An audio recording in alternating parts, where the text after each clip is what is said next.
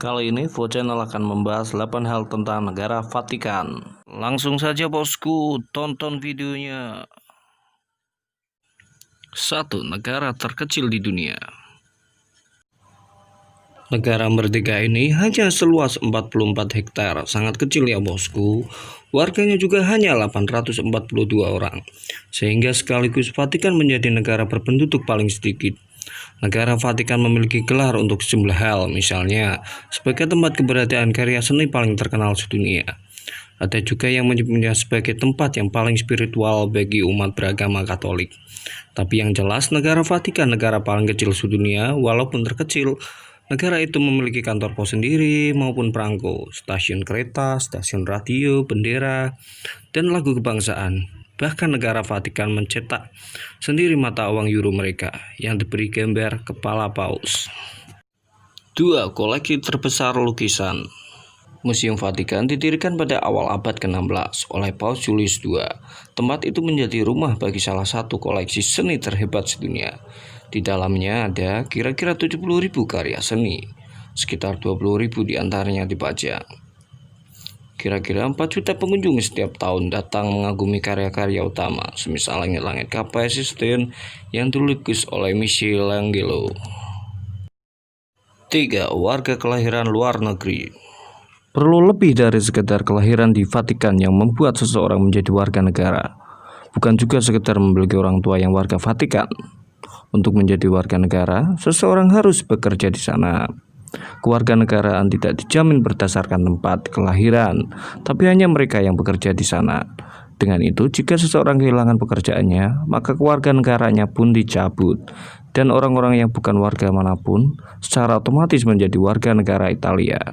Sangat jelas ya bosku. 4. Tak selalu kediaman paus. Sebelum berkedudukan di Vatikan, para paus tinggal di Istana Lateran di seberang Vatikan dan masuk dalam kota Roma, Italia. Pada tahun 1309, tata paus pindah ke Avignon, Prancis. Ketika kembali ke Roma pada tahun 1377, Istana Lateran musnah dalam kebakaran dan kepausan dipindahkan ke Vatikan. Kita jadi tahu ya bosku, negara Vatikan tak selalu jadi kediaman paus. 5. Warisan dunia UNESCO. Kita semua sudah tahu ya bosku, Italia adalah negara yang paling banyak memiliki situs warisan dunia versi UNESCO. Tapi Vatikan adalah satu-satunya negara yang lengkap yang menjadi situs UNESCO sejak 1984. 6. Pengawal bangsa Swiss. Pengawal Swiss untuk kepausan yang bertanggung jawab atas keselamatan paus dibentuk pada tahun 1506 oleh Paus Julius II. Untuk terpilih melakukan itu, persyaratannya adalah pria bujang, beragama Katolik, warga Swiss, berusia antara 19 tahun dan 30 tahun, setidaknya setinggi 174 cm. Untuk itu juga memiliki pelatihan dasar militer Swiss.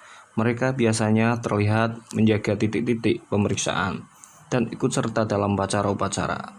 Seragamnya berwarna biru muda, merah, oranye, dan kuning. 7. Angka kriminalitas tertinggi. Kita semua wajib waspada ya bosku, misal kita ingin bepergian ke sana. Karena kebanyakan kejahatan di sana adalah pencopet dan perampas. Menurut beberapa orang yang udah terbiasa ke negara Vatikan, hal itu disebabkan oleh kehati-hatian penjara jangka panjang.